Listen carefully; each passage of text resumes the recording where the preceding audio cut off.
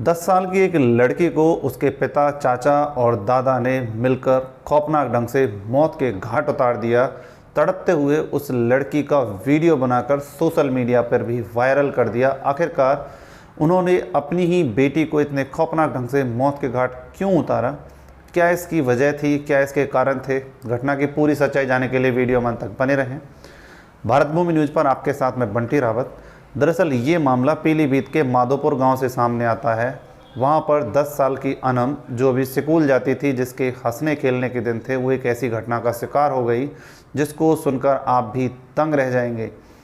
दरअसल मामला ये होता है कि अनम का चाचा सादाब गांव के पड़ोस की एक महिला के साथ जिसके प्रेम संबंध होते हैं, जब महिला के परिवार वालों को उनके प्रेम संबंधों के बारे में पता चलता है तो इस पर उन्हीं के परिवार का एक शख्स जिसका नाम शकील होता है, क्योंकि लड़की पारसी होती है, इसको लेकर परिवार शादी के लिए तैयार नहीं होता है।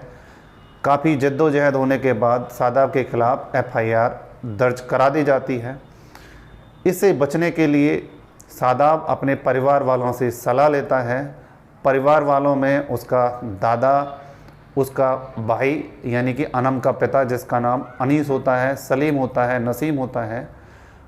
लगभग सादाब का जेल जाना तय हो जाता है। इससे बचने के लिए उसके परिवार वाले जुगत बढ़ाते हैं कि अगर ये जेल चला गया तो पूरा परिवार बिखर जाएगा। इससे बचने के लिए वो एक प्लान तैयार करते हैं। वो 10 साल की अनम की हत्या करने का प्लान बनाते हैं।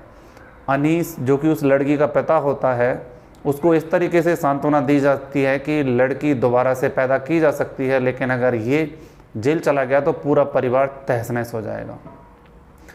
इसकी प्लानिंग करते हुए 2 दिसंबर को उस लड़की अनम को उसी का चाचा सादाब मेला दिखाने के लिए लेकर जाता है। वहाँ पर उसे जो कहती है उसे खिलाता है, लेकिन खिलौने दिलाने से मना कर देता है।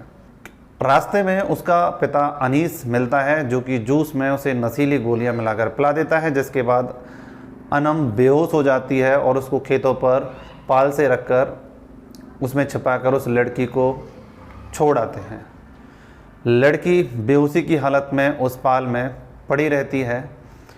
तीनों शाम को घर आ जाते हैं और उस लड़की की गुमशुदगी का नाटक करते हैं। इधर उधर उसकी तलाश में भी निकलते हैं, लेकिन लड़की नहीं मिलती है। वो लड़की गायब होती है। उसके बाद 2 दिसंबर को सुबह 3 बजे के आसपास वो उस लड़की के पास जाते हैं। लड़की बेहोशी की हालत में पड़ी होती है। उसके बाद चाकू से उस लड़की का पेट काट दिया जाता है। उसकी अंतड़ियाँ बाहर आ जाती हैं, जिसके बाद वह लड़की बिलखने लगती है। अब वो तीनों उसके मरने का इंतज़ार वहाँ पर करते हैं और उसका एक वीडियो भी शूट कर लेते हैं। उसकी चप्पल को उस जगह से थोड़ी दूरी पर ले जाकर डाल दिया जाता है। शनिवार को सुबह वहाँ पर कुछ ग्रामीणों के साथ पहुँचते हैं। उस लड़की की खोजबीन करते हुए नाटकीय ढंग से उस चप्पल को देखकर ड्रामा करते हैं और उसके बाद उसे थोड़ी दूरी पर उस लड़की की लाश मिल जाती है। लड़की अभी भी कुछ सांसें उसमें जिंदा होती हैं, जिससे देखकर उनकी सांसें अटक जाती हैं। वो पुलिस और एम्बुलेंस को बुलाने का नाटक करते हैं, लेकिन बुलाते नहीं हैं। इसके चलते लड़की की जान चली जाती है। उसके बाद उसी लड़की का शव शकील के खेतों में पड़ा होता है, जिसमें साजिश के तहत शकील के खिलाफ झूठा केस बनवाकर इस मामले को रफ़े दफ़े करने की योजना बनाई गई थी। लेकिन गुनाह अपराधी कितनी भी सतर्कता से करे, कोई ना कोई सुराग छोड़ देता है। गुनाह छिपता नहीं है, कभी ना कभी सामने आ ही जाता है। ऐसा ही इस केस में होता है। जब पुलिस इस मामले को खंगालना शुरू करती है तो परत दर परत गुनाह खुलता जाता है। जब उस लड़की का पोस्टमार्टम होता है तो उसमें उस लड़की के पोस्टमार्टम रिपोर्ट में नशे के बारे में पता चलता है। उसके बाद ये सारी घटना दर पदर दर खुलती जाती है और उसके बाद पुलिस उन गुनहगारों को अपनी गिरफ्त में लेती है।